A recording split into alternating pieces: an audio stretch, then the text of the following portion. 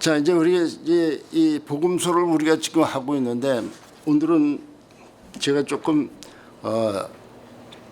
길게 늘어지는 걸 줄일 거예요. 줄여서 빨리빨리 진행하도록 하겠습니다. 마태복음의 특징 그거 하고 사복음서의 특징을 한 다음에 사복음서에 대한 요약을 좀 여러분들에게 말씀드릴 거예요. 왜 사복음서냐, 사복음서가 의미하는 바가 뭐냐 하는 것을 말씀드릴 거예요. 그런데 이제 들어가기 전에 이 사복음서는 예를 들면 마태복음은 사자 즉 왕에 관한 복음이라고 그랬죠. 그다음에 마가복음은 종에 관한 복음이라고 그랬고, 그다음에 누가복음은 사람에 대한 복음이라고 그랬고, 그다음에 요한복음은 이게 하나님의 아들에 대한 복음이라고 그랬어요. 그런데요, 이 복음서들은 서로들 상의해서 쓴 게 아니죠. 다 자기 나름대로 다른 지역에서 다른 목적을 가지고 썼다 그 말입니다.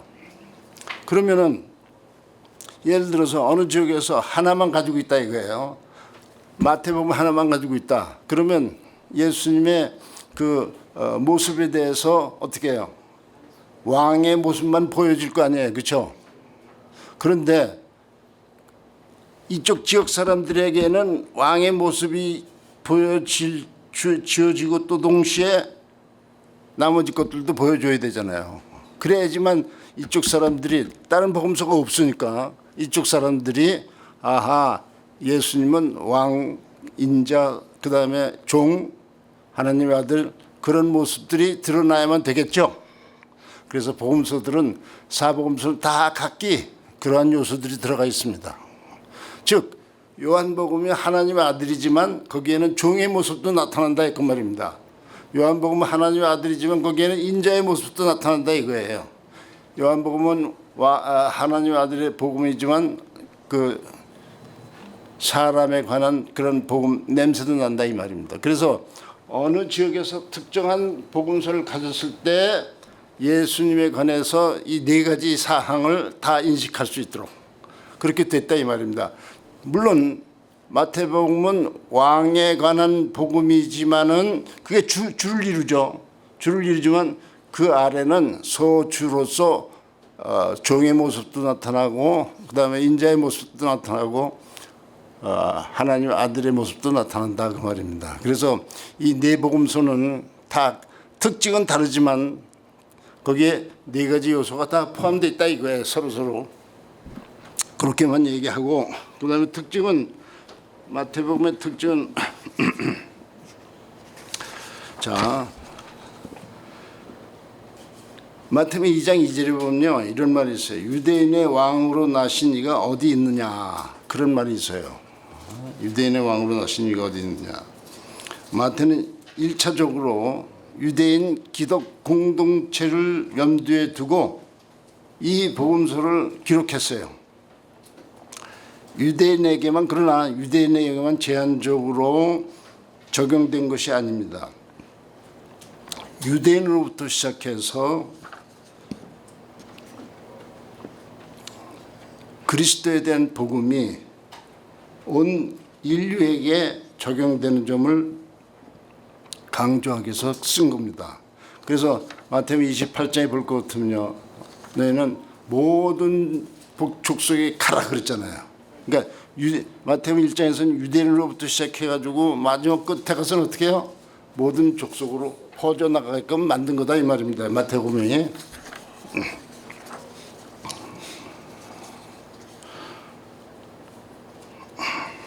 자, 그래서 그 예를 들면은 가나안 여인에게 인자가 이스라엘의 잃어버린 자를 위해 왔다고 강조한 점과 예언을 성취하였다고 언급한 곳이 15군데 나옵니다. 마태복음에는요.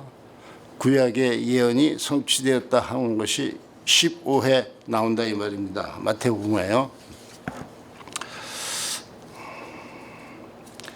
그 15군데 구절들은요, 제가 여러분들에게 우리 허 목사님을 통해서 강의안을 드리라고 얘기했어요. 다 받으셨죠?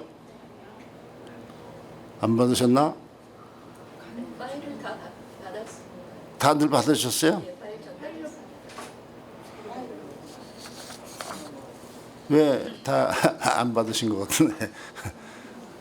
제가 지난 목요일인가 허 목사님한테 전화 걸어가지고 이 강의록 자료를 보낼 테니까 여기 참여하는 분들에게 모두 나눠드리라고 그랬어요. 그래서 오늘 미리 사전에 읽어오시라고 요청한 적이 있어요.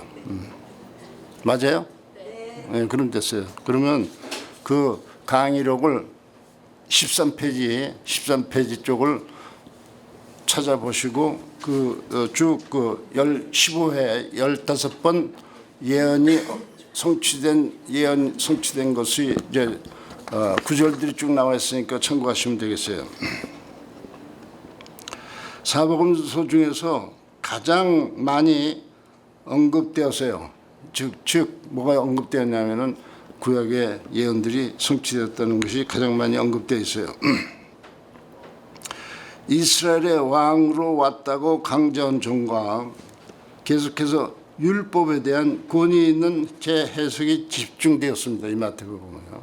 율법에 대한 재해석이 집중되었다. 반면 온 천하에게까지 복음이 적용된다는 사실은 이 복음서의 마지막에 대사명에서 모든 족속으로 제자를 삼으라고 한 데서 알 수 있다. 조금 전에 말씀드렸죠. 이게 이제 마태복음의 아주 놀라운 특징이다 이 말입니다. 마태복음은 예수님이 유대적인 전통 위에 있지만 단순히 그 전통을 수용하고 적용한 것이 아니라 전통이 가지고 있는 취약점에 대해서 지적하면서 그 취약점을 뛰어넘는 전혀 새로운 차원의 참 종교성을 성취한 메시아로 그리고 있습니다. 마태복음이요.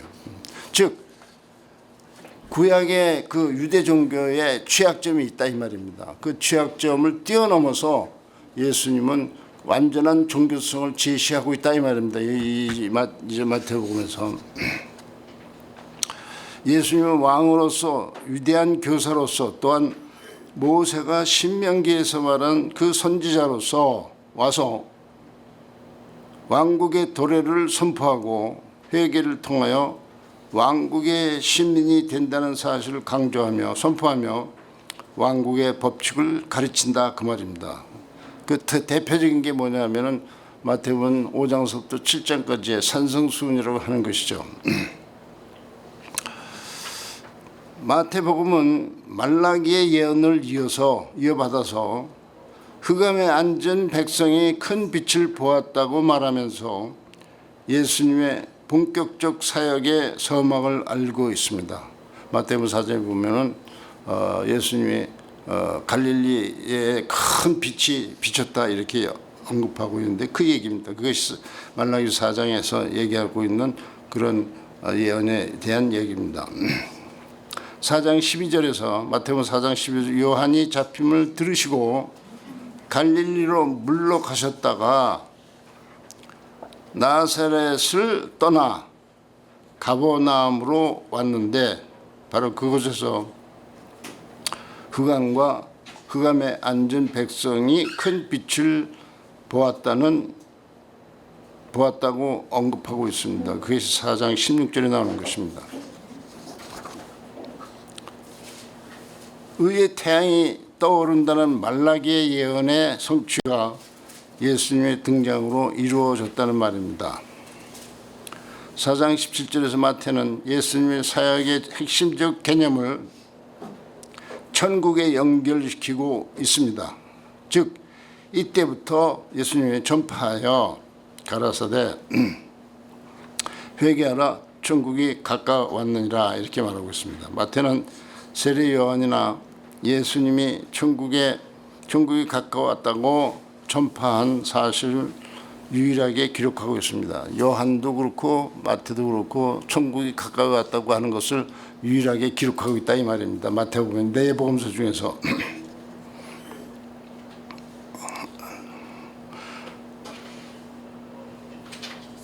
그는 천국 복음을 예수님이 전하면서 행동했음을 마태복음은 기록하고 있습니다.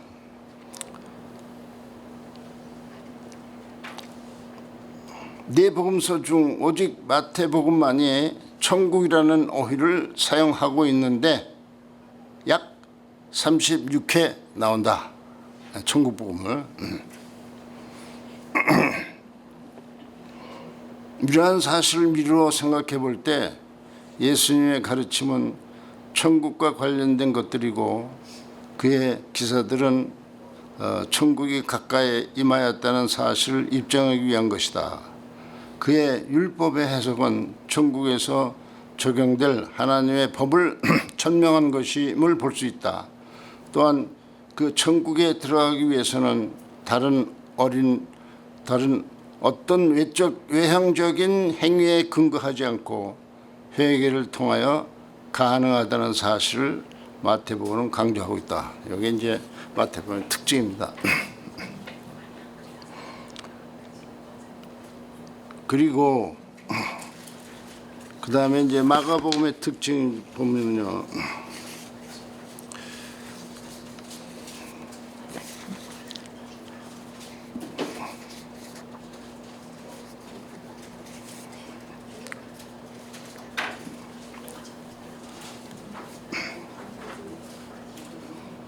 마가복음은요.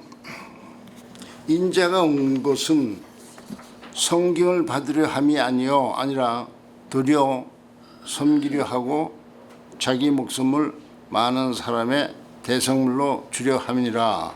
마가복음 10장 15절 45절에 보면 그렇게 나와 있습니다. 그래서 이 구절이 마가복음을 대표하는 대표 구절이에요. 즉 이 마가복음에서 예수님이 종으로 왔다는 거죠.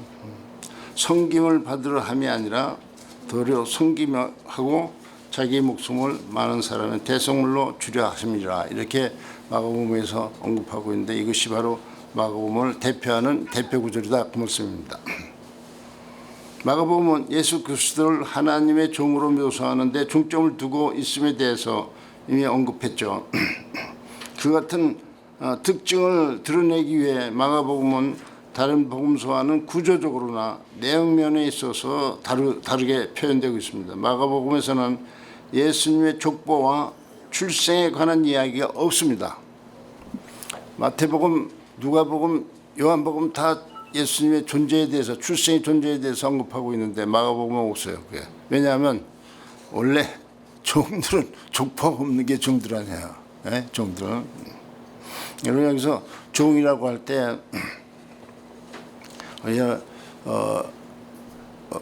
우리 이렇게 얘기하죠. 우리 목사님들을 하나님의 종이라 이렇게 부르죠. 지금도 종이라고 불러요. 그런데요, 이 종이라고 부를 때 아주 조심해야 됩니다. 왜 그러냐면요.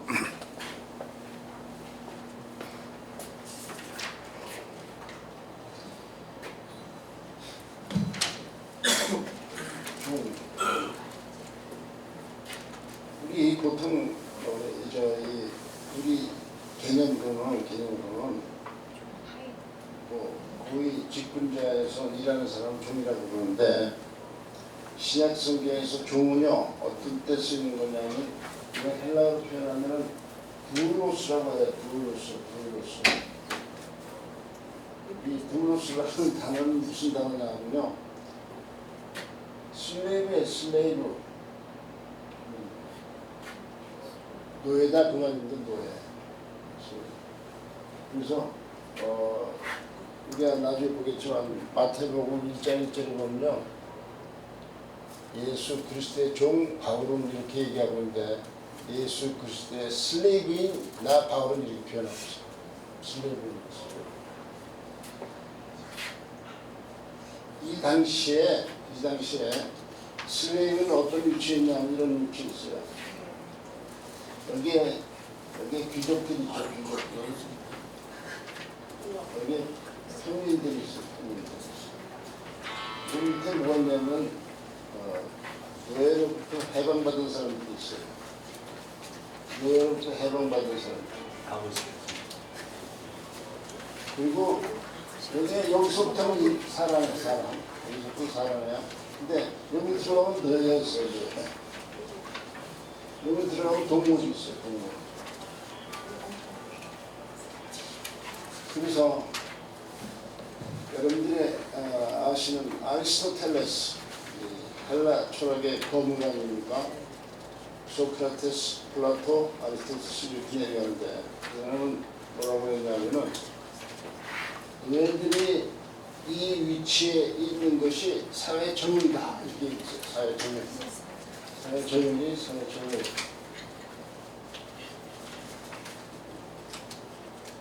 이 사회 정의라는 것은 즉 사회 질서가 유지되는 계급 제도다 그 말입니다. 그러니까 이 노예라고 하는 것은 사람보다 좀 못하고 동물보다 조금 나은 존재 이렇게 표현하는 거예요. 그래서 노예는요, 노예를 해양받을 수 있는 길은 몇 가지 있어요. 황제가 해방시켜주는 거, 그다음에 주인이 자유를 주는 거, 세 번째로는 자기가 돈을 가지고 자기 몫이 있죠. 시장에서 팔면은 노예가 값이 있어요. 그 값을 자기가 주인한테 지불하고 그리고 해방받는 거 이런 게 있습니다. 값을 지불하고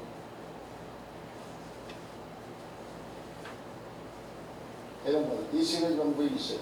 그리고 배너 보셔도 배너. 네. 배너의 그 배너가 나중에 어떻게 해요? 노예로 팔렸다가 황제에게서 어떻게 해요? 해방받죠. 그래서 그 해군 장군의 양아들로 들어가잖아요. 해방됐으니까. 그렇게 있습니다.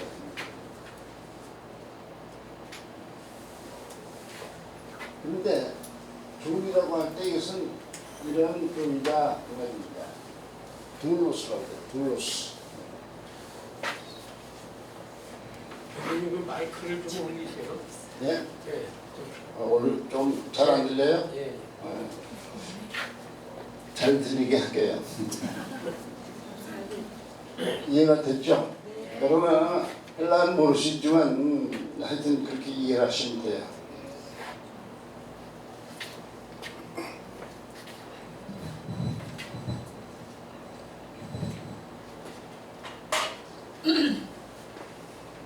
그래서 이제 마가복음은 예수님을 그렇게 종의 신분으로 다루고 있다 그 말입니다.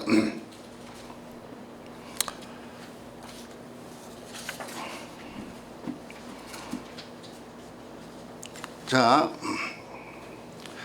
아까 조금 전에 얘기한 것처럼 마가복음에는 예수님의 족보의 출생에 관한 이야기가 없다. 종은 그 같은 계보가 없는 것이 특징이다. 누가복음에 나오는 12살 때 예수님이 성전을 방문하고 고향에 내려가서 부모를 섬겼다는 기사도 없습니다. 이 마가복음에는요. 즉 누가복음에서는 그 기사가 나오는데 왜 그러냐? 누가복음은 인간이다 이가 인간으로서 부모를 공경하고 하는데 모습이 드러나고 있다는 것이죠. 자, 그리고 종은 왕국이나 법이 권위 있는 위치나 법 집행과 같은 것이 있을 수가 없습니다. 그리고 이 마가복음에는 왕국의 강령과 같은 산상수훈도 없어요. 산상수훈도. 우리 마태복음에서는 산상수훈이라고 그러고 누가복음에서는 들판수훈이라고 그래요. 들판 뜰에서 했다 이렇게. 그래서 이 산하면은 그 당시에 산하면은 권위의 상징입니다. 권위의 상징. 그래서 산에 올라갔다 하는 것은 권위 있는 사람의 행위를 표현하기 위해서 산에 올라갔다고 얘기하는 것이죠. 그래서 마태복음은 산상수훈이다 이렇게 말하고 있는 겁니다. 권위 있는 위치에 올라가서 백성들을 가르치는 것이다 이렇게 말하는 거죠. 자,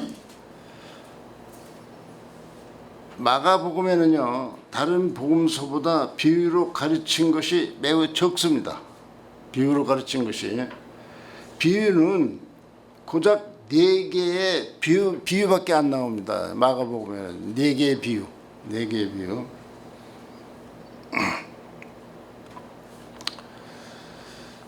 마태복음에는요 14가지의 비유가 있어요. 종은 행동으로 보여주는 것이지 말로 가르치는 위치에 있지 않기 때문에 그렇습니다. 이 복음서에는 포도원에서 일하는 일꾼에게 임금을 지불하는 비유가 없습니다. 종이 다른 종에게 임금을 지불할 수는 없는 것이죠. 그리고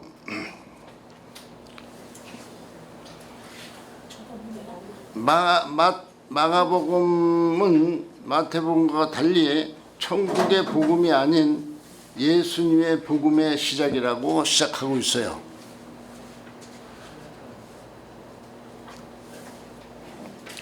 마가복음에는 대단히 중요한 단어가 나오는데 즉시라는 어휘가 반복적으로 나오고 있습니다.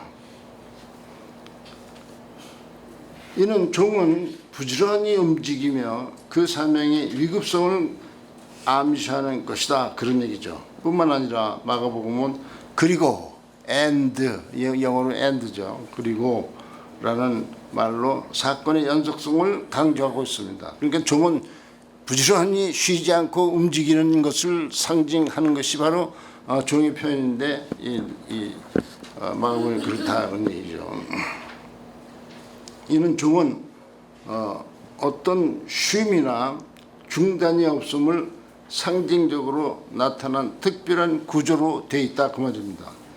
4개의 비유 모두 종의 봉사와 관련된 비유라 하는 것이죠.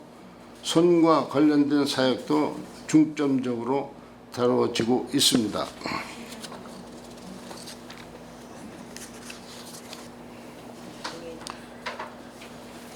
이것이 마가복음의 아주 특징 중에 특징이에요. 그러니까 종은 어떤 그러니까 그 마가복음 구조 자체가 다른 복음과 다르다, 그 말입니다. 종의 신분을 가장 잘 드러내는 그런 입장을 취하고 있다, 이런 얘기죠. 누가복음의 특징. 누가복음은 서두에서 누가가 밝힌 것처럼 이방 세계로 확장되고 있는 기독교 운동의 근원을 살피고 이해시키고 확인시켜주는 목적이 있습니다. 기독교 운동이 어떻게 시작됐으며 어떻게 퍼져나가며 어떻게 이루어지는 것을 밝혀주고 있다, 이거예요. 그래서 누가복음은 사도행전과 연결돼서 같이 가고 있습니다. 같이 가고 있는데, 즉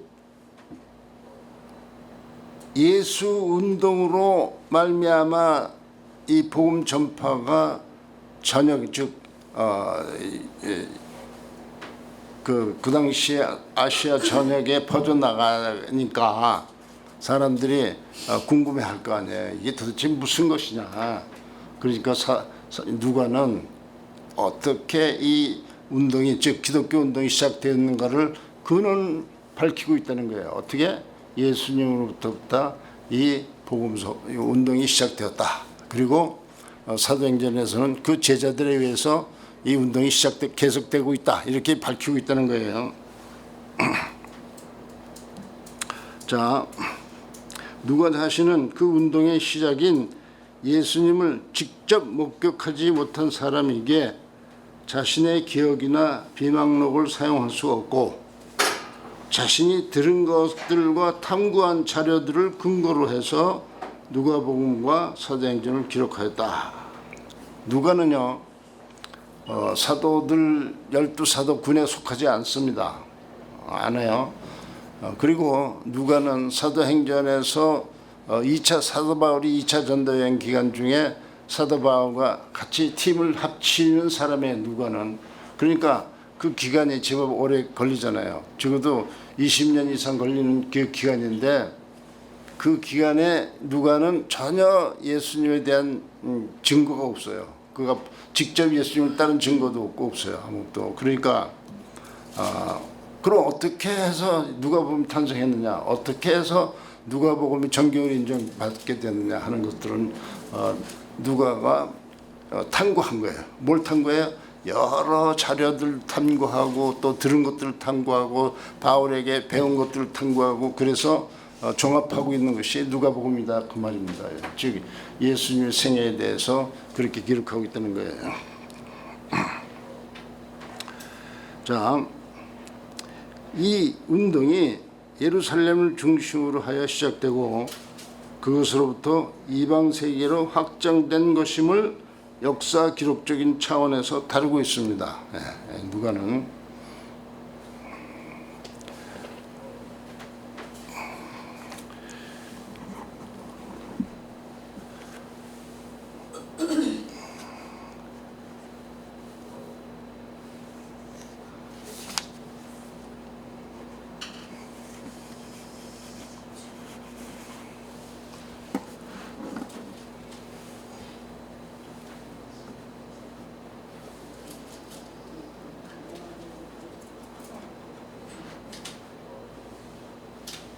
이 화살 이거 안 나와 이게.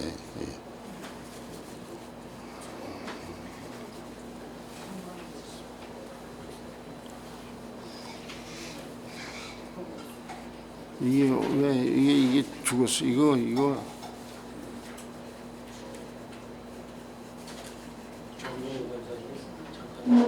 이게 왜 없어 이거? 이거 죽었어. 이게 죽은 거 봐. 이게 안 돼. 이거.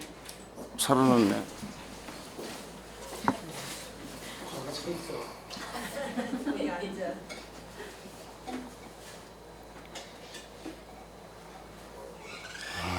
신약계를 말고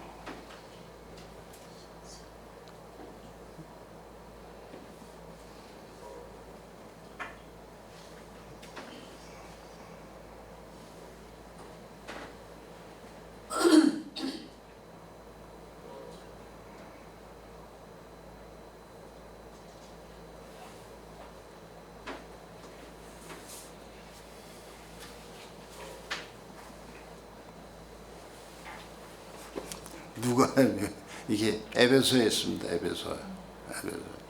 누가 묘예요. 본 건물은 뭐 이렇게 해가지고 16개 쭉쭉쭉 해서 에베소로 사용했다. 1860년에 영국 고고학계 이렇게 쭉 이렇게 나온 거예요. 한글로 돼 있네요. 예? 누가? 한국 사람들이 아주 지독하죠. 여기까지 가서 이거 만들어 놓은 거 보세요. 에베소서에 가가지고 에베소. 나중에 에베소에 대해서 좀 보여드릴게요. 이 누가예요, 누가. 그런데 이 무덤을 보면은 그 황소 있죠, 소 그림이 있어요. 소 그림도 있고 그렇습니다. 그래서 이제 누가는 열심히 일하는 그런 사람으로 표현되고 있어요. 그래서 자, 또 보자. 그러면은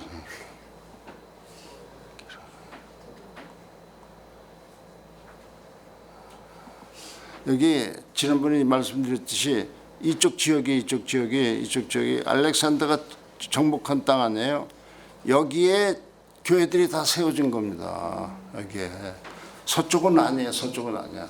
그러니까 이것은 무슨 얘기냐면은 알렉산더가 지배한 이 땅은 전부 다 헬라어권이에요. 헬라어. 즉 헬라어를 말하는 사람들이다 그 말입니다. 300년 동안 그랬으니까 다 여기 있는 모든 사람 다 헬라어 사용할 거 아니에요. 그렇죠? 그게 국제 언어가 됐어요.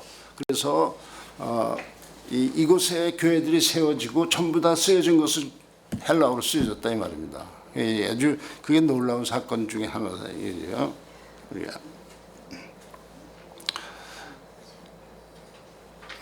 그 다음에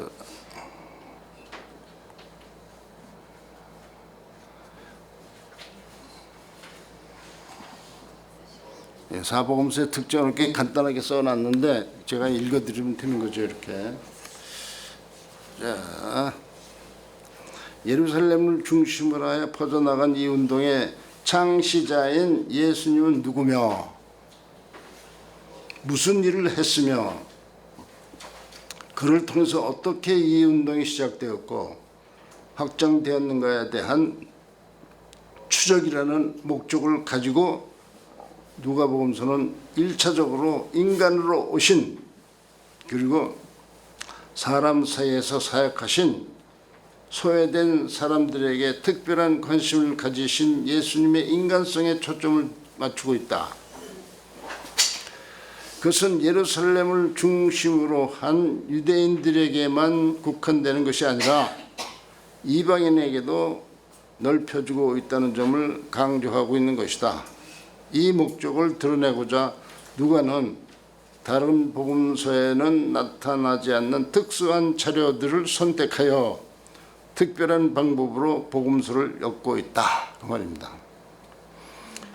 누가 보면 예수님 탄생과 관련하여 베들레헴 방문과 예루살렘으로의 피신과 같은 이야기는 피하면서 마태복음은 그런 게 나오죠. 마태복음은 그런 게 나오잖아요. 마태복음이 예수님 에집트 피해인 갔다가 왔다 뭐 이런 얘기가 나와요. 그의 출생과 관련한 전혀 다른 이야기를 담고 있다. 그것은 세례요한의 출생과 예수님 탄생의 정황을 상세하게 설명하고 있다는 것이다. 출생에 관련된 자세한 설명은 처음부터 그의 사역을 준비하는 세례요한과의 관계 설정과 성전에서의 정결 예식에 있다. 누가는 예수님의 계보를 마태복음과는 달리 아담으로부터까지 거슬러 올라간다. 이러한 사실들은 누가가 예수님에 대한 인간성을 강조하고 있음을 암시하는 것이다. 왜 아담으로부터 올라갑니까? 아담으로. 마태복음은 아브라함까지만 갑니다. 예수님의 그 생애 그 계보를. 그런데 누가복음에서는 아담까지 가요. 아담은 최초의 사람 아닙니까? 최초의 사람. 그래서 그 인간으로서 오신 예수님을 강조하기 위해서 아담으로부터 시작하고 있다는 것이죠. 누가가 예수님의 인간성에 대해 초점을 맞추고 있다는 사실은 누가복음 여러 군데서 포착된다. 누가복음에는 나병 환자를 고치는 사건, 귀신 들린 자를 고치는 사건, 야이로의 딸 고치는 사건, 예수님을 따르겠다는 사람 이야기, 그런 것들이 기록되어 있는데 그들에 대해서 다른 복음서에서는 사람이라는 표기는 없지만 누가복음에서만 나병 들린 사람, 귀신 들린 사람, 야이로라는 이름을 가진 사람 한 사람의 예수님께 따르겠다는 사람으로 표기되어 있습니다. 누가복음에서는 예수님의 출생부터 사역의 성격에 대해서 언급할 때 성령의 역사를 강조하고 있습니다. 이게 대단히 중요한 개념이에요. 자, 예수님 출생이 마리아에게 수태고지가 있죠. 마가복음만 있어요. 마가복음은 있는데 그것은 성령으로 예수님 잉태한다고 하는 것으로 시작되고 있어요. 예수는 성령으로 잉태됐다는 거. 그리고 예수님 광야 시험 받을 때도 어떻게 해요? 성령에 이끌려갔다.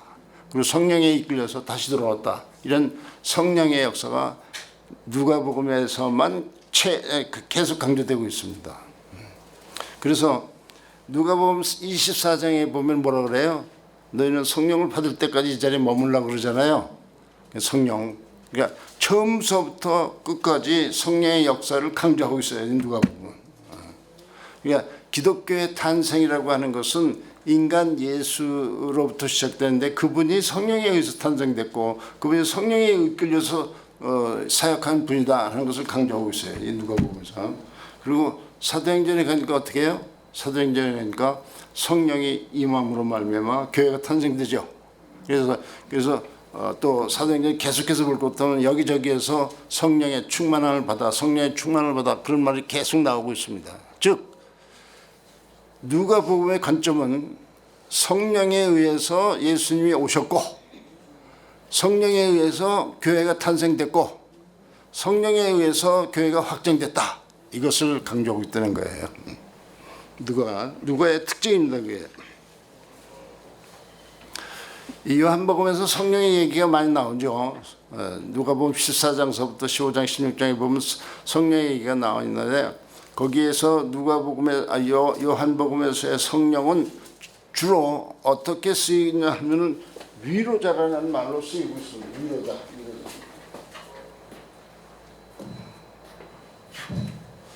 요한복음에서의 성령은 누가복음하고 다릅니다. 누가복음 시작을 얘기하는 성령은 위로자의 의미를 사용하고 있어요. 위로자. 그래서 영어로는 컴포터 이렇게 얘기할 수 있어요. 그래서 헬라어도 좀 다르게 쓰고 있습니다.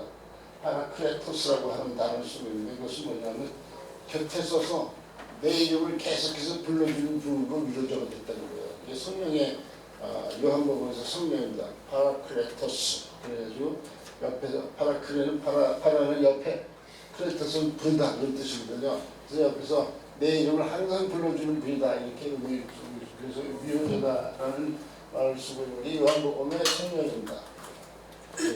누가복음하고 조금 다르죠. 이렇게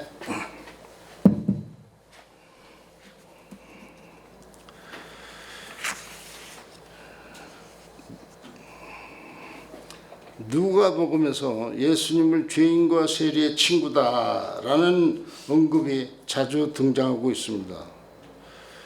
여러 군데서 기도의 사람으로 제시되고 있어요. 예수님은 더 나아가서 인자라는 명칭이 많이 나오고 있습니다. 약 27회가 나온다는 거예요.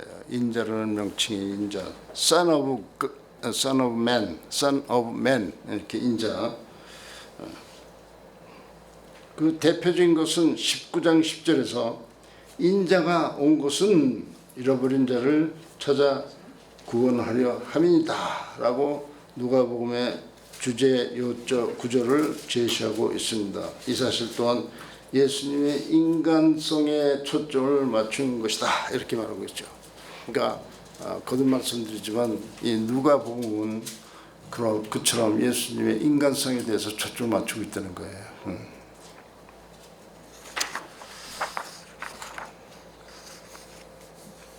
그 다음에 요한복음의 특징은 도대체 그러면 어떻게 되겠냐? 요한복음은요 아주 특별한 복음이죠. 요한복음은 누구에게 쓰여졌냐면은 그리스도인들에게 쓰여진 겁니다. 원래. 자, 요한복음의 그 시대가 언제냐면요. 사도 요한은 AD 96년경에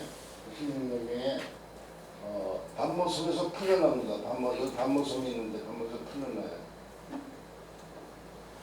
그래서 이 요한은 순교당하지 않은 유일한 사도예요. 자연사 했다 이 말입니다. 자연사.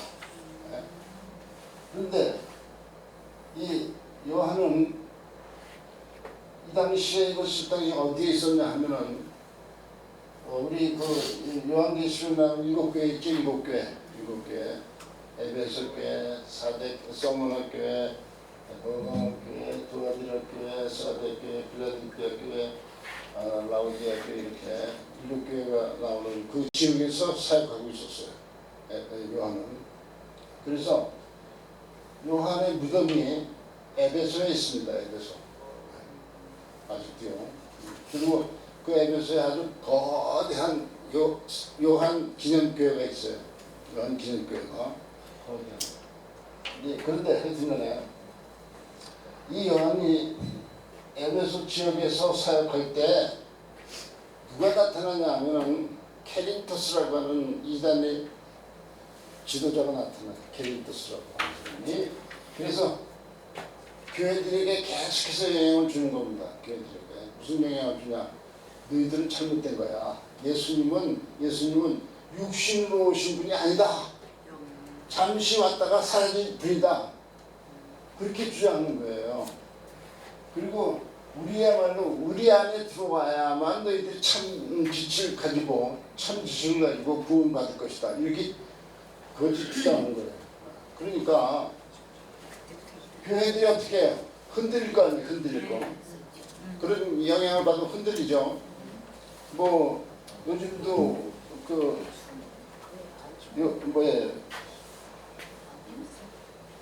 신천지 운동 뭐 일어나가지고 막 흔드니까 교회마다 어떻게 해요?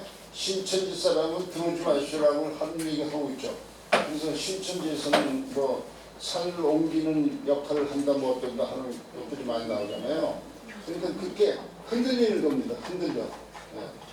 그러니까 사도 요한은 이 흔들리는 교회에게 예수님은 육신으로 오신 분이다. 그래서 강조하고 있는 거예요. 그래서 이 흔들리는 그리스도인들을 확고하게 잡고 신앙에서 떨어져 나가지 않도록 하기 위해서 요한복음을 기록하고 있다는 거예요. 근데 이때 예수 있을 때 사도 요한은 세 복음서를 가지고 있었다는 거예요. 이미 세 복음서 마태, 마가, 누가. 그런데 보니까 어떻게 해요? 보니까 이게 오케이. 이거는 내가 인정한다. 그런데 부족한 게 있다는 거. 부족해요? 이것은 그리스도인들에게서는 부족하다. 그래서 나는 그리스도인들을 위해서 이 편지를 써야, 글을 써야 되겠다라고 해서 나온 게 요한복음입니다. 그래서 이 요한복음은 처음서부터 어때요? 말씀이 육신이 돼서 우리 가운데 거한다 이렇게 말하고 있죠. 그래서 이게 요한복음은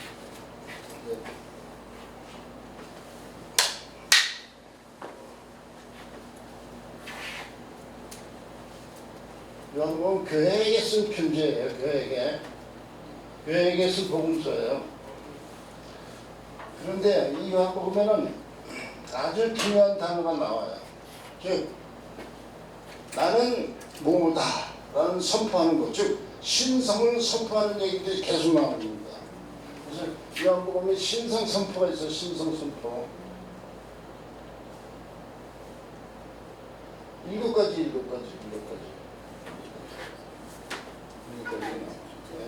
예를 들면 나는 생명의 떡이다. 맞죠? 생명의 떡이다. 그 다음에 나는 세상의 빛이다. 네. 그 다음에 나는 생명의 부활이요, 진리의 생명의 부활이다. 생명의 부활이다. 이렇게 나는 선한 목자다. 나는 포도나무다. 뭐 이렇게 쭉 7가지가 나오는 겁니다. 7가지가. 그런데요, 여러분들이 헬라어로 이걸 한번 표기하면 재밌는 얘기가 나와요. 헬라어로 한번 표기해 볼게요.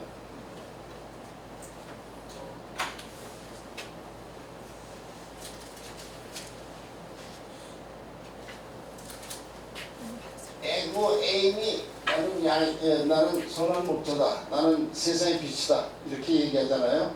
에고 에임이에요. 그런데요, 헬라어는 요거를 빼도 나는 뭐뭐다 이런 표현이에요. 에고 에임이 하나만 가지고도 영어로 표현하면 I am이 해석이 되는 겁니다. 이 단어는. 그런데 에고라고 하는 것이 들어가면은 이것은 I. 그러니까 I am 이렇게 I am I am이 되는 거예요. 내가 am이다. 이건 헬라어에서는 강조법입니다. 강조법. 내가 바로 내가 그런 뜻이에요. 그래서 그 에고 am이라는 게 7가지가 나와야 됩니다. 그리고 헬라어의 요한복음에는 7 기적이 나옵니다. 7 기적. 그래서 7 에고 신성 선표에다가 플러스 그 신성을 증명한 것으로서 뭐예요? 7 기적이 나온다 이거예요. 이 요한복음의 아주 놀라운 특징입니다. 즉 요한복음은 나는 성육신한 하나님 말씀이었었는데 성육신한 사람이었고 이게 성육신한 것은 나는 하나님의 아들이다 이런 얘기를 계속하고 있는 겁니다. 요한복음에서요.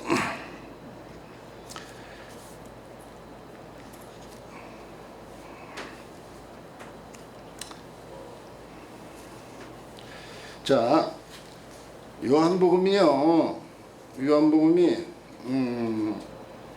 다른 복음서와 다르다는 점은 이 복음서에는 계보가 없어요. 계보가. 예수님의 세례 사건이 없습니다. 자, 마태, 마가, 누가는 예수님의 세례 사건이 다 나오잖아요. 그런데 이 요한복음에서는 예수님이 세례받았다는 얘기가 없어요. 왜 그렇습니까? 하나님의 아들이 어떻게 사람에게 세례를 받아요? 그게 안 되죠. 네, 그렇기 때문에 그렇습니다. 그 다음에 광야의 시험도 없어요. 요한복음에는요. 변화산의 경험도 없어요. 변화산 3사람 나타나는 예수님, 모세, 엘리야 이렇게 나오죠. 근데 그 경험이 없습니다. 그리고 12제자를 선택하여 파송하는 장면도 없습니다. 기도하는 장면도 나타나지 않아요. 그의 메시지에는 회개하라 천국이 가까이 왔느니라가 없어요. 너희 죄가 사해졌다는 선언도 없습니다. 계속해서 믿음에 대해서 강조하고 있어요. 믿음에 대해서. 이 모든 것은 그의 신성과 관련하여 볼 때 그에게 그 같은 인간적인 사건들이 필요치 않음을 암시하는 것이며 요한복음의 신학적인 특성과 연관이 있어 그 말입니다. 이게 이제 요한복음의 특징이에요. 그런데요, 이제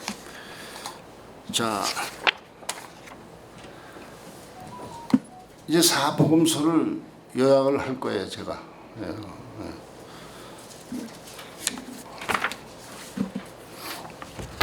제가 이 기록해온 것을 한번 쭉 읽게 하면 자세히 잘 들어보세요. 이거는 여러분들에게 주어지지 않았어요. 왜냐하면 이거는 여러분들에게 주어지지 않고 내가 읽을 거예요. 복음서들은 사복음서요. 온 세상을 위한 복음을 전파하기 위한 것이다. 사복음서는 왜 사복음서인가? 그것은 태초부터 하나님의 목적에 대한 계시의 신성한 종교를 모든 인류에게 알려주려고 하는 것이다. 지상명령은 사도들이 모든 피조물에게 복음을 전하라고 보내는 것이다. 그 명령이 준행됨에 있어서 사도시대의 세상의 모든 사람을 죄에서 구원받게 하는 구주로서 예수님을 전파하는 복음서들이다. 복음서들에서 제시된 견해는 그 안에 계시된 성육신화된 말씀을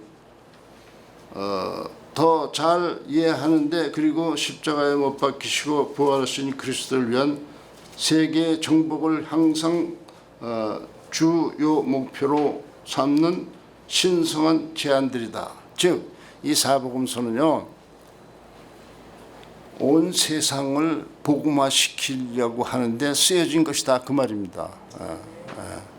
이 사복음서가. 그런데 지난번에 말씀드렸듯이 그 당시에 인류를 어떻게 나눈다고 그랬어요? 어떻게 나온다고 그랬어요? 세 종류로 네 종류로 나온다고 그랬죠.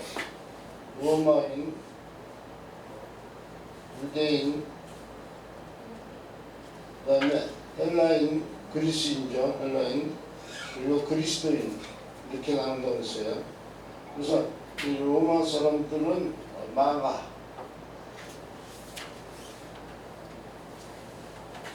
뭐냐 이런 얘기했어요. 로마에 있는 백부장 어떤 백부장이 마가에게 당신들이 전한 말만 가지고는 불충분하다. 그러니까 그 말을 확증시킬 수 있는 글을 써달라 이렇게 요청을 했다는 거예요. 로마의 백부장이. 그래서 마가가 베드로에게 물어가지고 오케이 해서 쓰였다는 겁니다. 그래서 로마인을 쓰였다. 그다음에 유대인 마태, 헬라인 누가, 그리스도인 요한 이렇게. 그러니까 이 당시의 모든 족속이 다 포함되어 여기에. 그 사람들을 위해서 복음서가 각각 다르게 쓰여졌다는 것이죠. 그런데 이 그리스도인들도 하나의 놀라운 집단 아니에요. 그렇죠? 그래서 이 그리스도인들이 확고하게 믿음 가운데 있어야지만 복음 전파가 가능해지기 때문에 이 요한이 그 확고하게 믿음을 지키기 위해서 요한 그리스도인들에게 쓰였다는 것이죠. 그러니까 이 복음서들은 그 당시에 이 세대에게만 적용되는 것이 아니라 그 후에도 계속적으로 세상은 이 같은 세 부류의 인류가 존재한다는 것입니다. 그래서 그 세 부류의 인류가 존재하는데 그 세 부류의 인간들에게 복음서가 계속해서 전파되죠. 놀라운 사건이죠. 그러니까. 그래서 이제 인간을 위한 복음이다 이거예요. 사복음서가. 마태, 마가, 누가, 요한은 모두 그 주위에 다른 자료들을 그룹화시키고 시키고 있어요. 이것이 복음 전도자들의 복음서가 언제 어디서든 죄인이 들으려고 할 때 그들에게 기쁜 소식을 제공하는 본질적이고 근본적인 요소가 있다 그 말입니다. 이러한 주요 사실과 진리는 네 가지 특성으로 요약될 수 있다. 지금까지 이렇게 말했어요. 첫 번째는 하나님의 아들의 성육신에서 찾을 수 있다. 4명의 전도자들은 모든 진실한 독자들에게 보증할 수 있는 방식으로 그 사실을 제시했다. 마태와 함께 예수는 임마누엘이시며 예언의 성취로 우리와 함께 계시는 하나님이다 이렇게 말하고 있어요. 마가와 함께 그분은 전능한 능력을 행사하시는 인간의 모습을 한 하나님의 아들이다. 누가와 함께 그는 예수님은 아담의 후손이며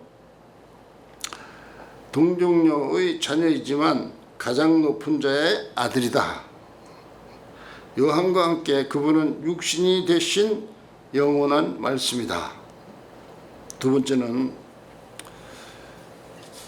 하나님의 아들이 인간의 모습으로 인간의 조건과 율법에 복종하는 지상의 삶에서 찾을 수 있어요. 그분의 특징에 대해서. 이것은 각 복음서의 중심 부분을 구성하고 있습니다. 마태와 함께 그것은 메시아의 삶이 전능한 일꾼이자 승리자인 마가와 함께, 누가와 함께는 신성하고 보편적인 사람, 성육신하신 말씀의 요한과 함께 이렇게 이제 표시되고 있다는 것이죠. 이러한 공통적인 특성을 세 번째는 십자가의 죽음에서 발견되고 있습니다. 이것이 가장 본질적인 사실이기 때문에 모든 복음서는 그것에 많은 지면을 할애하며 또한 그것을 중심으로 하는 사건을 잘 묘사하고 있습니다. 그래서 이 네 복음서에는요, 예수님의 십자가와 부활 사건이 가장 많은 지면을 차지하고 있다 이 말입니다. 다 동일하게. 그렇기 때문에 이 사복음서에서 핵심은 뭐냐? 모든 인류에 대한 핵심은 뭐냐면 예수님이 오셨다. 사람으로 오셨다. 그리고 죽으셨다.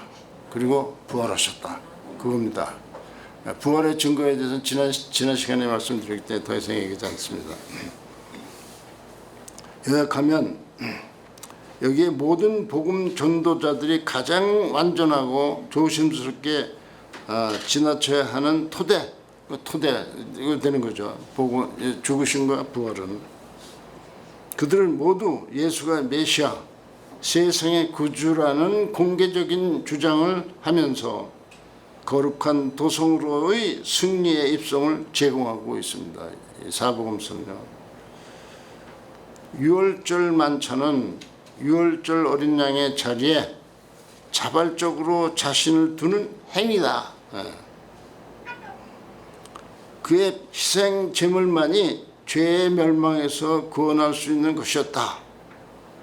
겟세마네에서의 고뇌와 배신은 잃어버린 자들의 구원을 위해 아버지의 잔을 마시겠다는 그의 자발적인 복종을 표시했다. 재판과 정죄는 동시에 구주의 결백을 공개적으로 입증하는 것이었고, 여러분 예수님이 빌라도 앞에서 재판을 받죠.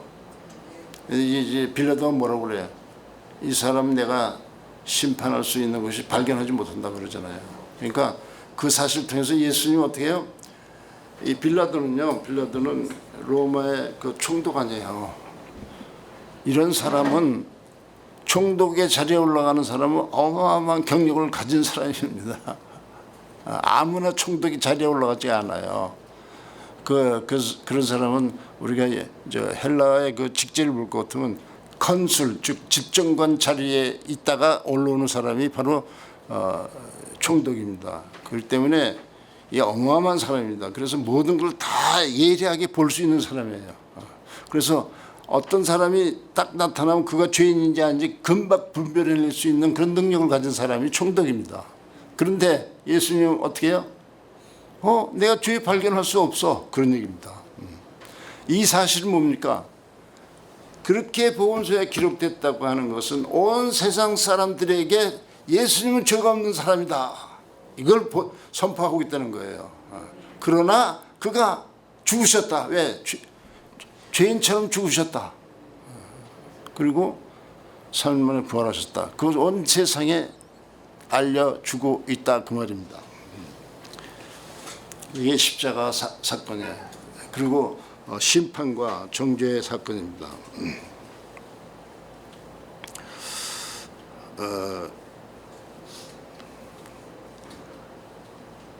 십자가에 못 박혀 죽으심은 세상의 죄를 위한 그분의 실제적인 희생 제물이었고, 그분의 장사됨은 그분이 잠시 동안 죽음에 복종하였음을 나타내고 있습니다. 이 모든 것은 십자가의 위대한 사실 또는 인류의 죄를 위한 그리스도의 희생의 부분이다 이렇게 말합니다. 여러분 혹시 멜 깁슨의 패션 오브 크라이스트라는 영화를 보셨는지 모르겠어요. 봤어요? 그것은 실제적으로 예수님이 당시에 있었던 사건을 실제화시킨 영화예요. 어마어마한 고통이 있죠. 그 고통을 다 받으셨다는 거예요. 아무 죄 없으신 분이 그렇게 고통을 당했다는 겁니다. 그리고 십자가에 처형되잖아요. 그러면 지난번에 말씀드렸던 보통 건강한 사람 72시간을 간다는 거예요. 72시간을. 72시간을 가는데 십자가 처형 어떻게 되냐면 이렇게 처형돼요. 십자가를 눕히죠. 예수님 여기다 눕힙니다. 그리고 여기다 못을 박아요. 이렇게.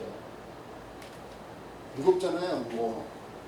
도르래로 이용해가지고 미리 운동이 하나야 이 십자가 들어가는 거기다가 얌전하게 놓는 게 아니라 툭하게 못 같은 거예요. 그럼 어떻게 돼요? 저는 이렇게 흔들리겠죠. 얼마나 고통스럽겠어요. 그렇게 안 되는 겁니다. 그리고 여기 십자가에 못 박힌다는 것은 어마어마하게 고통스러운 것이죠. 그가 왜 그렇게 당했냐 이거예요. 그분이 무슨 죄가 있어서 그렇습니까? 여러분 혹시 스파르타쿠스라고 하는 거 아세요? 스파르타쿠스. 크다고 그랬어요. 네, 스파르타쿠스는 뭐냐면 BC 70년경에 어느 지역에서 있었던 노예들이 반란을 일으킨 거예요. 그렇게 해가지고 로마로 진군에 들어오는 겁니다. 그냥 진군에 들어오면서 다 때려 눕히는 거예요. 어떤 위기가 되면 로마가 이 노예들에 의해서 완전 정복당할 위기까지 왔어요. 그때 어떤 장군이 나타나서 다 쓸어버렸거든요. 승리했어요. 그래가지고 그 노예들을 전부 다가 십자가에 처형해서 십자가에. 그게 십자가입니다. 십자가. 인간이 받을 수 있는 최고의 고통스러운 처형이 십자가예요. 그런데 그 스파르타쿠스가 바로 그런 대표적인 당시 로마 시대의 대표적인 노예 반란 사건이에요. 노예 반란 사건. 그래서 노예들에 대해서는 굉장히 예민합니다. 이 로마 제국이.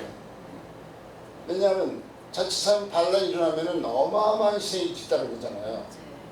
그러니까 이 노예와 관련돼서는 이 로마 제국이 굉장히 민감하게 다루고 있어요. 그런데요, 만약에 바울이 노예 해방을 외쳤다. 그럼 어떻게 되겠습니까? 그리고 기독교는 다 말살되는 거예요. 아니, 완전히 싹 뿌리째 뽑혀버리는 겁니다. 왜냐하면 이 로마 제국의 노동력의 70%가 노예에 의해서 이루어진다는 거예요. 그러니까 이 사도 바울은 절대로 노예에 대한 해방 같은 소리를 하면 안 돼요. 그러면 기독교는 끝이 냅니다. 그래서 우리가 이제 사도 바울 편리할 때 좀 다르겠지만 사도 바울의 전략은 첫째 복음 전파예요. 두 번째 교회 안정화예요. 안정화. 세 번째 교회의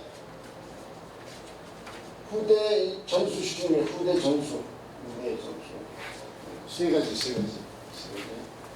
그래서 복음 전파가 주목적이에요. 그래서 사도 바울은 그 사회적인 그런 윤리 문제에 대해서 별로 언급을 안 해요. 왜 그러냐면 그건 아주 예민한 사건이기 때문에. 그리고 여러분들 혹시 빌레몬서를 볼 것 같으면은 노예 해방과 관련된 얘기가 나오잖아요. 그런데 하여튼간에 사도 바울은 이것을 전수시켜야만 되기 때문에 사전에 교회가 로마 제국에서 멸망을 당하면 절대로 안 되는 거죠. 그래서 사도 바울은 굉장히 조심스럽게 접근합니다. 그게 이제 로마서 13장의 얘기가 바로 그런 얘기예요. 13장에서 뭐 중국에다가 굴복하라 이런 얘기가 나오는데 바로 그런 것들이에요. 그냥 이 노예라고 하는 게 그런 것인데 그렇게 노예들을 십자가에 처형할 정도로 십자가 처형은 심각한 겁니다. 그런데 예수님이 그렇게 처형을 받았다는 거예요. 이러한 그것은 왜 그러냐? 그것은 왜 그러냐? 아까도 얘기했지만 예수님은 죄 없으신 분이라고 분명히 선포됐죠.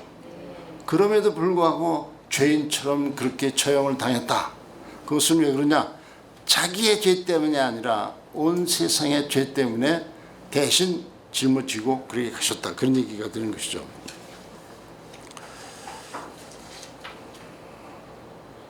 그래서 십자가의 위대한 사실이 그거예요. 인류의 죄를 위한 그리스도의 희생의 부분입니다. 이러한 공통적인 특징 중 네 번째 이제 마지막 특징은 예수께서 사흘 만에 죽은 자 가운데서 살아나셨다. 그 후에 제자들과 교제하신 것, 사도들에게 온 세상의 복음을 전파하라는 중대한 사명을 주신 것, 그리고 하늘로 올라가심으로써 즉시 인류의 구주라는 그분의 주장을 확립하고 그의 구원 사역을 조직하고 시작한 것을 발견되는 겁니다. 이게 특징입니다. 사복음서에 나타나는 한마디로 요약하면 이런 특징들이 있다는 것이죠.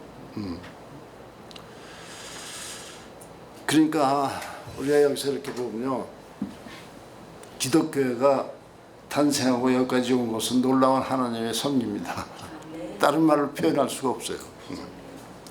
그리고 우리 첫 시간에 얘기한 것처럼 성경이, 신약 성경이 이렇게 우리에게 정경으로 우리에게 전달됐다고 하는 것은 기적입니다. 기적이에요.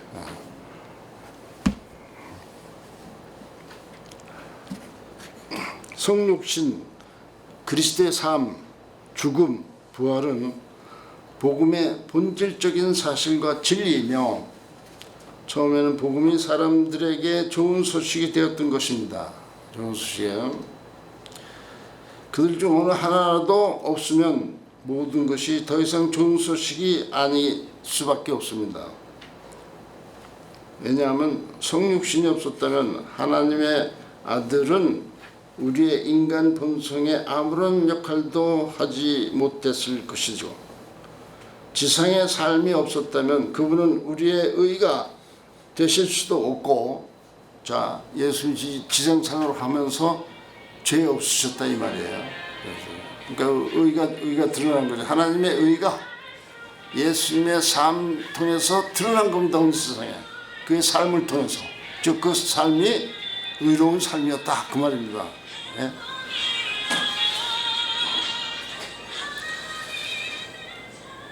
우리의 의가 될 수도 없고 우리의 모범이 될 수도 없습니다. 죽음이 없이는 그분이 죄를 위한 우리의 희생 제물이 될 수 없으며, 부활과 승천이 없다면 그분의 주장은 근거 없는 것으로 발명될 것이며, 부활 승천으로 말미암아 어떻게 돼요? 뭐가 증거됐습니까?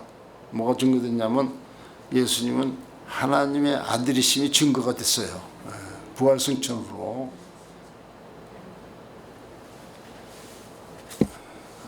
마태복음, 요한복음, 로마서 1장을 한번 보겠습니다. 보면은 로마서 1장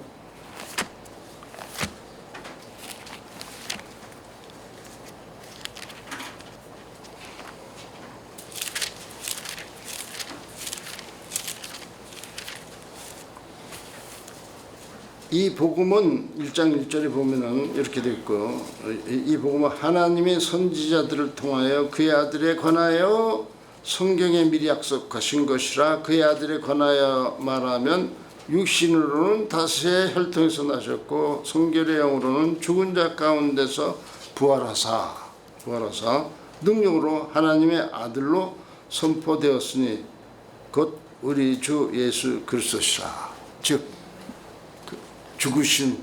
죽으심으로 끝났으면은 그 사람 보통 사람하고 다를 게 없죠. 그런데 그가 부활하셨다. 그리고 하늘로 올라가셨다. 그럼 하늘의 원래 자리인, 원래 하나님의 아들의 자리로 복귀했다는 거 아니에요, 그렇죠? 그것 때문에 바로 예수 그리스도의 복음은 확실한 것이다 이렇게 되는 것이죠.